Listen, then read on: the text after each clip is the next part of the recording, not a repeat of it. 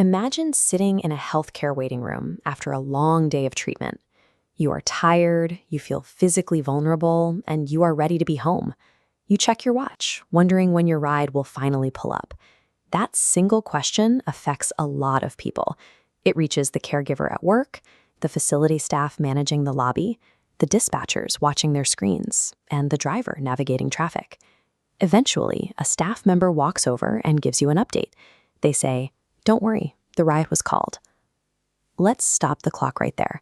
What does the word "called" actually mean? This one phrase starts a ripple of assumptions that can quickly move away from the truth. Vague language doesn't fix a delay.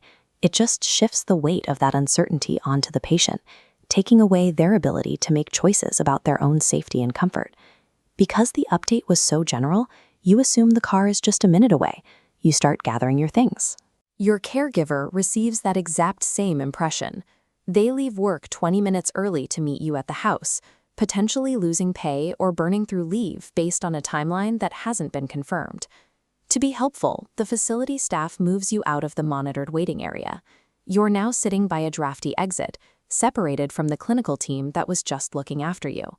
But back at the dispatch center, the reality is different. They're still looking for an available vehicle. They've logged the request, but nothing is moving yet. And the driver? They haven't even seen your name on their tablet. They can't give an ETA for a trip they don't know exists. This is how a single vague update breaks the chain of coordination. The patient is left exposed at an exit, and the caregiver is out of position, while the driver walks into a situation they didn't create.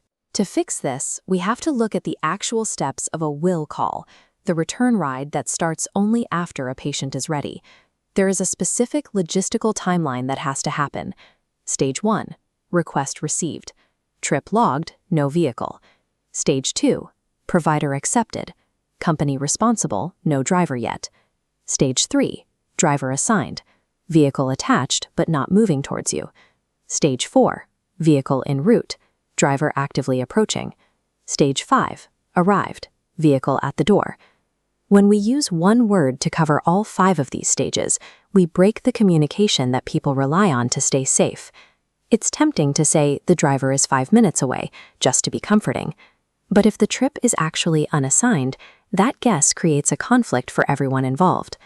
The solution is a transparent status formula. State the exact right stage, name who is responsible, and give the next update time.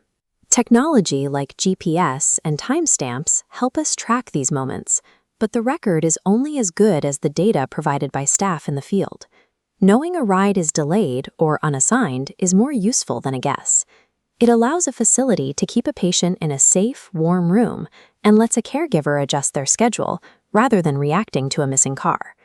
This transparency has to work alongside HIPAA privacy rules.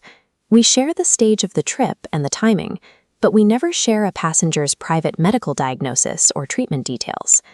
The standard is simple. Use accurate language for the status, communicate delays before they become problems, and document the facts to help everyone improve. Adopting this standard transforms the wait from a state of anxious vulnerability into a predictable process. Back in that waiting room, an honest update lowers the tension immediately. When you know exactly what is happening, you can relax. The ripple is repaired. Dispatch gives an honest time frame. The driver updates their actual location, and your caregiver can plan their day with confidence. The facility can ensure a safe handoff because they wait for the arrived status before they move you to the door. Transparency doesn't stop every delay, but it does stop the guessing game. It ensures that while patients wait for the ride home, they are treated with the dignity they deserve.